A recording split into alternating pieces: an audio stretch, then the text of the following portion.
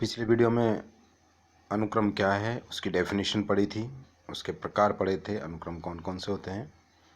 आज के वीडियो में अनुक्रम की सीमा पढ़ेंगे, लिमिट ऑफ सीक्वेंस।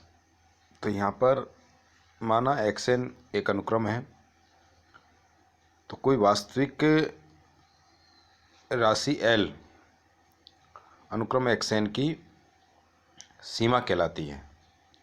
यदि किसी एप्सिलॉन इज ग्रेटर देन 0 के सापेक्ष एक ऐसी प्राकृत संख्या n is greater than n0 विद्यमान हो कि mod xn minus l is less than epsilon for all n is greater than n0।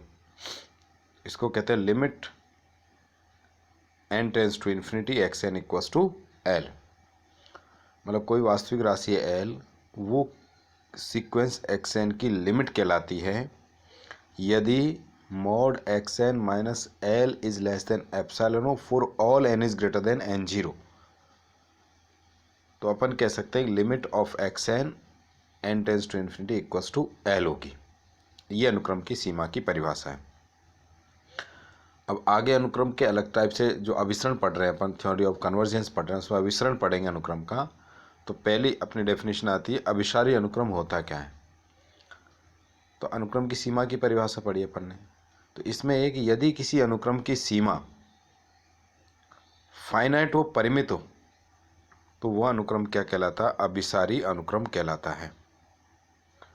और उसकी सीमा एल को अभिसृत कहलाती है।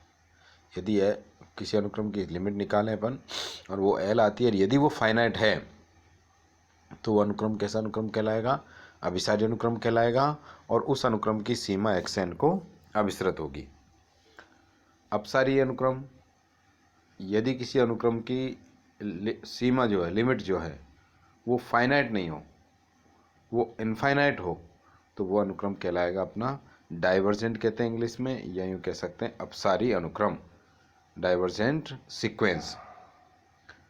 एक होता ऑसिलेटिंग सीक्वेंस, होती है दोलनी सीक्वेंस।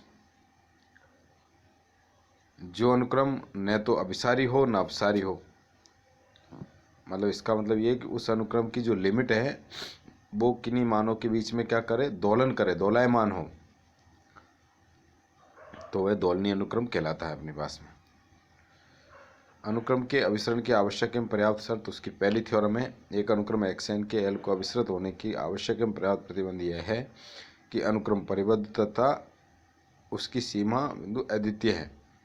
प्रत्येक एप्सिलॉन ग्रेटर देन 0 के संगत एक ऐसा धन पूर्णांक n0 विद्यमान होना चाहिए कि xn minus l is less than epsilon for all n is greater than n0।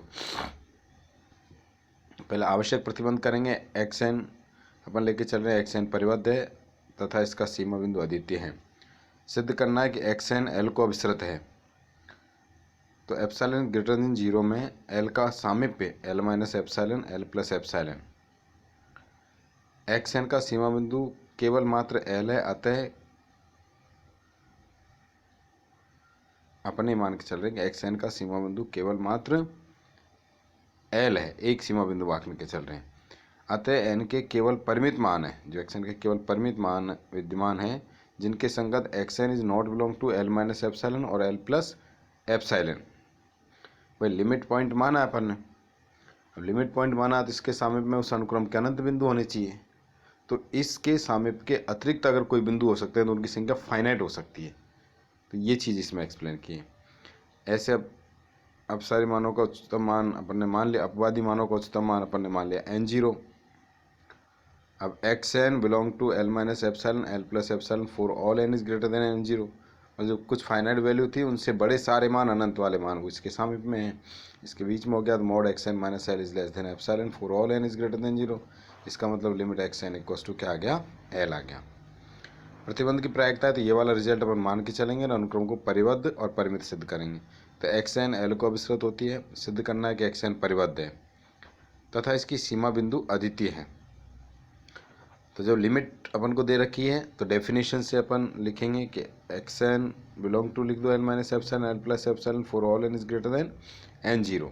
भाई लिमिट अपन ने मानी है, mod xn minus l is less than epsilon होगा, तो उसको इस ढंग से अपन लिख सकते हैं असमीका की प्रॉपर्टी से। अब स्मॉल के कैपिटल के मिनिमम और मैक्सिमम मान लिए कि भाई मिनिमाइज वैल्यू अगर इनमें से है तो स्मॉल के है और मैक्सिमाइज है तो कैपिटल के।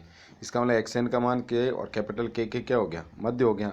इसका मतलब एक्स एन एक परिबद्ध अनुक्रम हो गया और एक्स एन का सीमा बिंदु क्या हो गया, एल हो गया अपने पास में। 1.3 में एक अभिसारी अनुक्रम के लिए थ्योरम है कि प्रत्येक अभिसारी अनुक्रम क्या होता है, बाउंडेड होता है। अभी क्या था, वो का वही रिजल्ट है। एक्स एन अनुक्रम अभिसारी है, इसकी सीमा एल है, तो mod X N minus L is less than epsilon. तो एक्स एन का मान L minus epsilon, L plus epsilon के बीच होगा for all N is greater than N zero. Small के और कैपिटल के जो प्रतिबंध पर्याप्त कहते हैं सेम वो का वही, वो लेके एक्स एन के और कैपिटल के मध्य होगा, तो एक्स एन क्या हो जाएगा, परिबद्ध हो जाएगा। तो वो कन्वर्जेंट है तो वो बाउंडेड भी होगा। ठीक है, इसके आगे की थ्योरम अगले वीडियो में करेंगे।